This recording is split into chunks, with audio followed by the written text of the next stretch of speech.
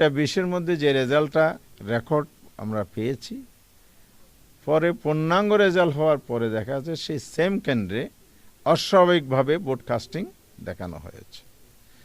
তাইলে এখানে ব্যালট অতিরিক্ত ব্যবহার, এক্সট্রা ব্যালট ব্যবহার হয়েছে কিনা এটা প্রশ্ন থেকে গেল। সব মিলে ইলেকশন ভোট গ্রহণের প্রক্রিয়ার মধ্যে এই ত্রুটিগুলো লক্ষ্য করা গেছে।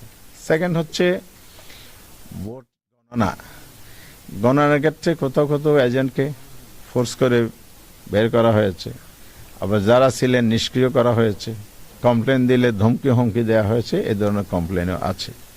অর্থাৎ সুষ্ঠু গণনার যেই সুস্থ পরিবেশ দরকার সেটা কোথাও কোথাও ব্যাহত হয়েছে, এটা ছিল না। ফলে ইলেকশন ভোট গণনার মধ্যে যদি ত্রুটি থেকে যায় ফলাফলে তার প্রভাব পড়বে, এটাই স্বাভাবিক। রেজাল্ট শিটেও দেখা গেছে ঘষা মাজা, কাটাছিটা, ওভার রাইটিং, এবং অনেক জায়গায় যে অরিজিনাল এজেন্ট ছিলেন প্রার্থীর তার স্বাক্ষর নেওয়া হয়নি রেজাল্ট শিটে। যেমন ঢাকা 6 মনে আব্দুল মান্নান 6 আসনে রেজাল্ট শিট লেখা হয়েছে পেন্সিলে। সেখানে আমাদের প্রার্থী ছিলেন দাঁড়িপাল্লার ডক্টর আব্দুল মান্নান। রেজাল্ট শিটটা আমাকে দেখিয়েছে, কালকে আমি দেখেছি। সেখানে আমাদের এজেন্ট মুসলিম ছিলেন, নামে তো মানুষ বোঝা যায়, কিন্তু এজেন্টের নাম লেখা আছে একজন হিন্দু ভদ্রলোকের নাম। তো এজেন্ট নাম পরিবর্তন যে হয়ে গেল, তাহলে এটা এই রেজাল্ট শিটের বৈধতা কি? সে রেজাল্ট শিটে তো আমাদের প্রার্থীর স্বাক্ষর নাই, অন্য একটা স্বাক্ষর লিখে দেওয়া হয়েছে। এরকম ত্রুটিপূর্ণ রেজাল্ট শিটও আমাদের কাছে আছে। এই বিষয়গুলো সহ ইলেকশন প্রক্রিয়ার মধ্যে যে ভোট গণনা ফলাফল প্রকাশে ত্রুটি হয়েছে, এগুলো নিয়ে আমরা আজকে কথা বলেছি। পার্টিকুলারলি 32টি আসন চিহ্নিত করা হয়েছে স্বল্প ভোটের ব্যবধানে, এখানে আমাদেরকে হারিয়ে দেওয়া হয়েছে, এটা আমাদের প্রার্থীদের বক্তব্য।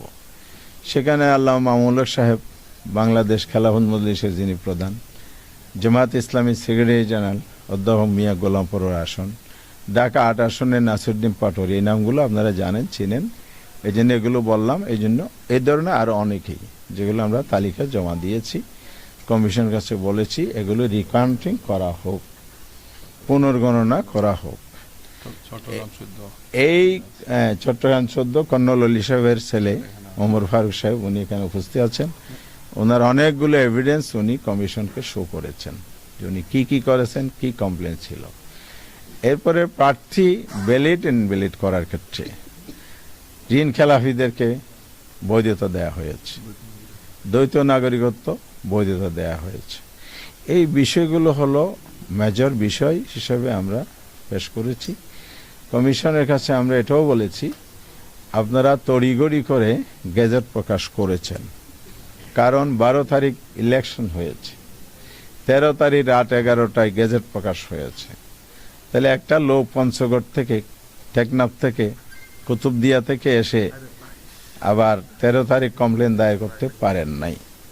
তার 14 তারিখ হলে তিনি পারতেন। তার মধ্যে ওমর ফারুক সাহেব একজন, তিনি ওখানে জিজ্ঞেস করেছেন, বলে যে এখানে না, অর্থাৎ উপজেলায়। তার জেলায় গেছেন, রিটার্নিং অফিসার কাছে, বলে যে এখানে না। আবার উনি দৌড়ে আসছেন ইলেকশন কমিশনে, এখানে আসার পরও বলে যে গ্যাজেট হয়ে যাওয়ার কারণে সুযোগ নাই। এই যে বিষয়গুলো তড়িঘড়ি করে করা হয়েছে, অথচ 13 তারিখ সকালেই আমাদের ডেলিগেশন আসছিল, এনসিপির ডেলিগেশন আসছিল, তারা বলেছে আপনারা গেজেট প্রকাশ করবেন না, আমাদের এই কমপ্লেনগুলো আছে, পুনর্গণনা বিশেষ করে এই কয়টি আসন স্থগিত রেখেই পুনর্গণনার মধ্য দিয়ে স্বচ্ছতার সাথে আপনারা রেজাল্টটা দেন, তারপরে গেজেট দেন। এখন প্রশ্ন তৈরি হচ্ছে, তড়িঘড়ি করার কারণ কি এটাই যে কমপ্লেনগুলো আসছে, সুতরাং এগুলো তাড়াতাড়ি করে ফেললে বাইচা যায়? আমি জানি না, ওনাদের নিয়ত ভালো, ওনারা বলছেন, ওনারা স্বচ্ছতার সাথে করেছেন, সবই শুনেছি। কিন্তু আমরাও বলছি যে আমাদের কমপ্লেন আমরা দিয়ে গেলাম, আইনের দরজা খোলা আছে, ওনারাও বলেছেন, আমরাও আইনের প্রক্রিয়ার মধ্যে যাব। কিন্তু এখানে আমাদের রাইটটা যে ক্ষুণ্ণ করা হলো, এটা নিয়ে আমাদের প্রশ্ন রয়ে গেলে এই কথা আমরা বলেছি। সেকেন্ড পয়েন্ট হচ্ছে নির্বাচনের আগে এবং পরে সহিংসতা যে হয়েছে সেটাই। নির্বাচনী সহিংসতা বাংলাদেশে অতীত হয়েছে, এগুলো আমরা জানি, কিন্তু এইবার তো সেটা প্রত্যাশিত ছিল না। এই জায়গা থেকে বেরিয়ে আসার জন্য তো জুলাই অভ্যুত্থানে অনেক রক্ত ঝরেছে, জীবন দেয়া হয়েছে, এবং সেই জায়গাটা পুনরাবৃত্তি ঘটছে। তাহলে কি এটাই হচ্ছে বাংলাদেশে আবার ফেসিবাদের, আবারও স্বৈরতন্ত্রের উত্থান হতে যাচ্ছে? আমার বোনরা, আমার মায়েরা, নারীরা আজকে নিরাপদ হলো না। হাতিয়ার ঘটনা কি আপনারা জানেন? 2018 সালের সেই সুবর্ণ সৌরের ঘটনার পুনরাবৃত্তি করতেছে। সেদিন কি হয়েছিল? একজন মা, একজন নারী, 4 সন্তানের জননী, তাকে গণধর্ষণের শিকার হতে হয়েছিল। প্রশাসন বলেছে এদিন কোনো ঘটনা ঘটে নাই। হাতিয়া তো একই সুর বাজতেছে। তাহলে সেই স্বৈরাচারী আমলের সুর যদি এই সময়ে বাজে, তাহলে এখানে গুণগত পার্থক্যটা কোথায়? দেশ কোন দিকে যাচ্ছে? এইবার আমরা কনসার্ন। এরপরে আমার নিজের আসনও 3 জন নারীকে আঘাত করা হয়েছে, মাথা ফেটে দেওয়া আছে, রক্তাক্ত করা হয়েছে। বাংলাদেশে বিভিন্ন জায়গায় অসংখ্য, আমরা 54টি জেলার রিপোর্ট সাবমিট করেছি, গণমাধ্যমে আসা রিপোর্ট, আমাদের বিভিন্ন সোর্সের রিপোর্টের ভিত্তিতে সহিংস ঘটনাগুলো। আমাদের আমিরি জামাত 11 দলের মিটিং করে গত পরশুদিন প্রেস ব্রিফিং করে স্পষ্ট করে দিয়েছে যে সহিংসতা বন্ধ করুন। বন্ধ যদি আপনারা না করেন তাহলে আমরা রাজপথে নামতে বাধ্য হব। আমাদের 11 দলের সিদ্ধান্ত হয়েছে, পার্লামেন্টে আমরা গঠনমূলক বিরোধী দলের ভূমিকা পালন করব, দেশ এবং জাতির স্বার্থে কথা বলবো, আমাদের বক্তব্য তুলব। দেশ গড়ার জন্য আমাদের বাংলাদেশ, দেশকে আমরা ভালোবাসি, দেশকে আমরা পিছনে নিতে চাই না, সামনে নিতে চাই। সেই সেন্টিমেন্ট থেকে আমরা কাজ করার জন্য, ভূমিকা পালনের জন্য প্রস্তুত আছি ইতিবাচকভাবে। কিন্তু যদি এই ধরনের সহিংসতা অব্যাহত থাকে তাহলে অবশ্যই দেশ আবার পিছনের দিকে যাবে। আমরা কোনো অপশক্তির হাতে, যারা ষড়যন্ত্র করে দেশকে অস্থিতির সৃষ্টি করে গণতন্ত্রের অভিযাত্রাকে ধ্বংস করার পায়তারা করবে, সে জায়গায় আমরা আপোষহীন থাকব। এই জন্য প্রয়োজনে আমরা রাস্তায় নামতে বাধ্য হব। ইতিমধ্যেই আমরা 11 দলের পক্ষ থেকে গতকাল লিয়াজি কমিটির মিটিং করেছি, শীর্ষ নেতৃবৃন্দের সাথে আলাপ করে আমরা আগামীকাল 16ই ফেব্রুয়ারি ঢাকার রাজপথে বাইতুল মোকাররম উত্তর গেট থেকে আমরা প্রতিবাদ সভা এবং বিক্ষোভ মিছিলের ঘোষণা দিয়েছি। কারণ হচ্ছে এই সহিংসতা বন্ধ করতে হবে। বিকাল 4:30টায় জনগণকে সাথে নিয়ে আমরা এটা প্রতিবাদ করতে চাই। এত যে না থামে তাহলে আমাদেরকে রাজপথে আরো আগাতে হবে। আমরা চাই না রাজপথে রাজনৈতিক বিষয় সমাধান করতে হোক। দেশে একটি পার্লামেন্ট গঠিত হয়েছে, হয়তো 2 দিন পরে শপথ হবে। সেই পার্লামেন্টে রাজনীতির সকল আলোচনার কেন্দ্রবিন্দু হোক, এটা গণতান্ত্রিক রেওয়াজ, পলিটিক্যাল কালচার নতুন দ্বারা আমরা তৈরি করতে চাই। কিন্তু যারা অধিক সংখ্যক আসনে বিজয়ী হয়ে সেই পথে না হেঁটে অসুস্থ পথে যেতে চান, জনগণ সেটা মেনে নেবে না। জনগণকে সাথে নিয়ে আমরা এটা রুখে দেবো ইনশাআল্লাহ। আরেকটা বিষয় হলো সংস্কার। খানা ভোট হয়েছে, এখানে অবাক হওয়ার মতো বিষয়, বিভিন্ন আসনে আপনার ধানের শীষ প্রার্থী বা তাদের জোটের প্রার্থী যা ভোট পেয়েছে, না ভোট পড়েছে সেই পরিমাণ। তাহলে সংস্কার সবাই মিলে করার জন্য আমরা জুলাই সনদ রচনা করলাম, কিন্তু ভোটের রেজাল্টটা এরকম হয়েছে কিভাবে, এটা দেশবাসী অবশ্যই বিবেচনায় আনবে আগামী দিনে।